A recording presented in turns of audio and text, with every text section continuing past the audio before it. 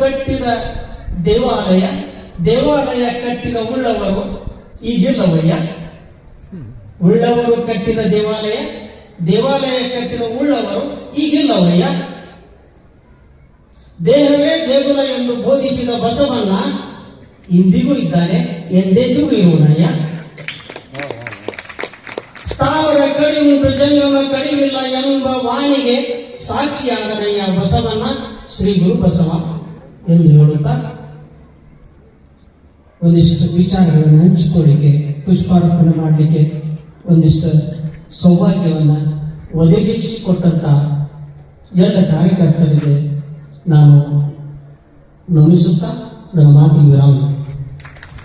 ಅಧಿಕೃತ ವಕ್ತಾರರು ಅಂದರೆ ಬಸವರಾಜ್ ಕಡ್ಡಿ ಸರ್ ಅಂತ ನಾವು ನೆನೆಸ್ಕೋತೀವಿ.